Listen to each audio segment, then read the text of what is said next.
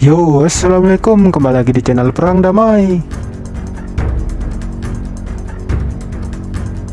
Serangkaian serangan telah menargetkan situs-situs di Transnistria. Transnistria merupakan wilayah yang didukung Rusia yang telah memisahkan diri dari Moldova.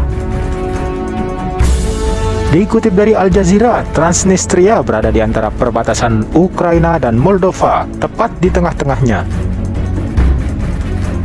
Dari total populasi sekitar 470.000 orang, etnis Rusia dan Ukraina mendominasi lebih banyak daripada etnis Moldova.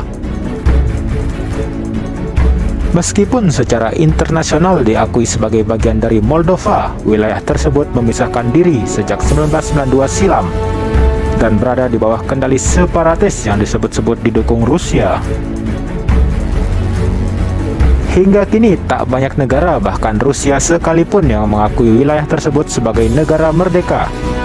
Namun otoritas Moldova tidak memiliki kendali atas wilayah itu yang fungsinya mirip dengan negara terpisah. Di sana ada sekitar 1.500 tentara Rusia yang disebut Moskow sebagai pasukan penjaga perdamaian. Kini Ukraina mulai khawatir pasukan itu dapat digerakkan untuk menyerang mereka dari sisi barat. Terakhir kali Rusia melakukan latihan militer di Transnistria adalah 2 Februari lalu. Moskow mengatakan kehadiran mereka di sana sangat penting untuk melindungi warganya dan menciptakan perdamaian antara Moldova dan Transnistria. Jika Presiden Rusia Vladimir Putin memutuskan untuk melibatkan Transnistria dalam perang terhadap Ukraina, maka Transnistria seolah tak memiliki kemampuan untuk menolak.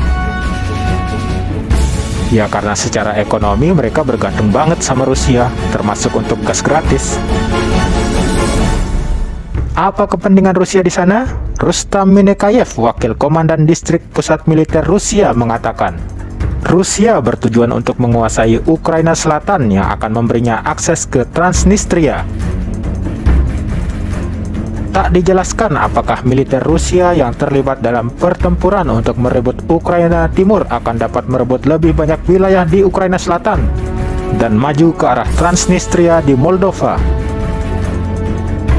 Tetapi Rusia berpotensi menggunakan Transnistria untuk membantu dengan bantuan medis dan makanan, menjaga konvoi dan mengamankan jaringan kereta api, juga menawarkan tempat yang aman untuk memasok pasukannya, memperbaiki peralatan dan berkumpul kembali. Kalau di peta ya, Transnistria itu ada di kiri bagian bawah Ukraina, Rusia ya di kanannya. Terus bawah Ukraina kan sudah mulai direbut-rebut nih sama si Rusia, mulai dari Mariupol sampai Crimea. Nah, bisa deh tuh diterusin lagi dikit sampai ke Transnistria. Presiden Ukraina Volodymyr Zelensky telah memperingatkan bahwa invasi Rusia ke negaranya hanyalah untuk permulaan. Moskow dikatakan berencana untuk merebut wilayah negara lain. Masalahnya ya, Moldova bukan anggota NATO. Jadi kalau nanti militer Rusia di Transnistria bergerak, terus ada gesekan dengan Moldova, ya gampang aja Rusia buat nyerang. Sejak kemerdekaan dari Uni Soviet, Moldova terus berusaha netral. Sikap netralitas itu bahkan diabadikan dalam konstitusinya. Sehingga ada kekhawatiran tentang kemampuannya untuk mempertahankan diri dari kemungkinan invasi Rusia jika benar Moskow bergerak ke arah itu. Namun bulan lalu, negara berpenduduk sekitar 2,6 juta itu mengajukan tawaran untuk bergabung dengan Uni Eropa. Minta gabungnya ya bareng-bareng sama Georgia dan Ukraina. Untuk kasus Georgia sudah pernah diserang Rusia, dan Ukraina ya sekarang. Kayaknya Moldova mulai was-was nih. Apakah Rusia memiliki ambisi di kawasan itu?